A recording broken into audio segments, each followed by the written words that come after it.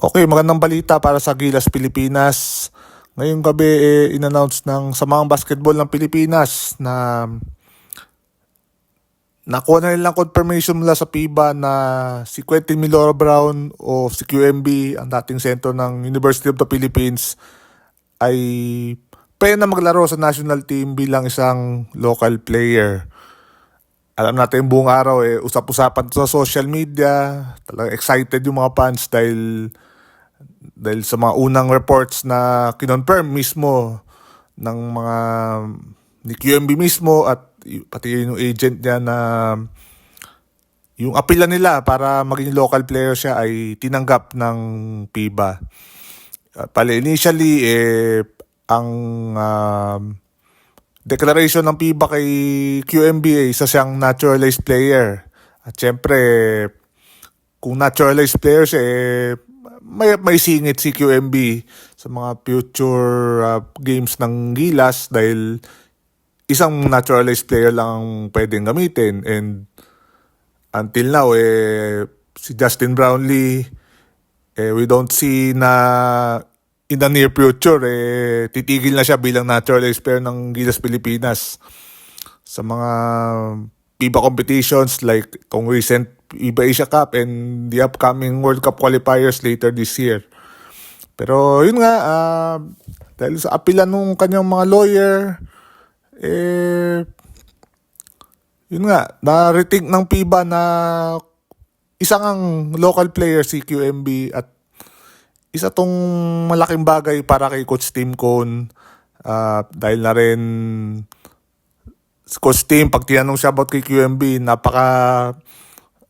very high siya kay QMB. Gustong-gusto niya makuha si QMB dito sa national team. At ngayon na confirm na local player si QMB,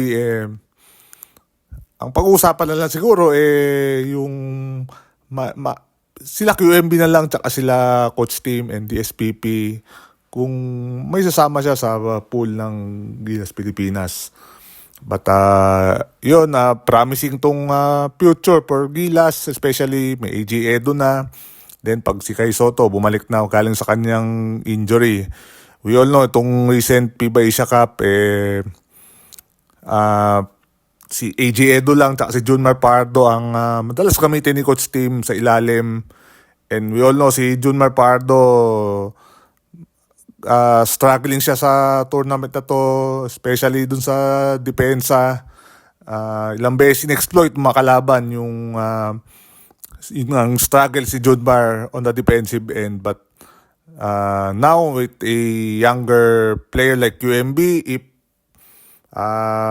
magiging sure na siya or magiging part na siya ng pool the earliest sa World Cup qualifiers, malaking bagay ito with AJ Edu and Kai Soto.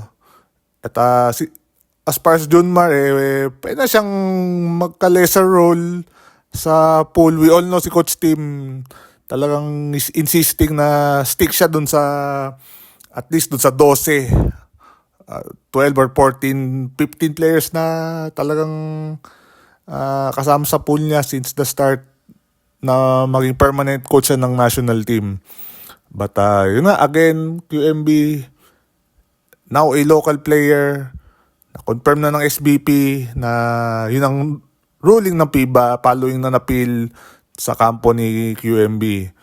Now the next thing na antay natin, kailan na masasama si QMB sa pool ng Gilas Pilipinas. So yan lang po ang ating maikling usapan tungkol dito sa pagiging local player na ni QMB para sa future FIBA competitions.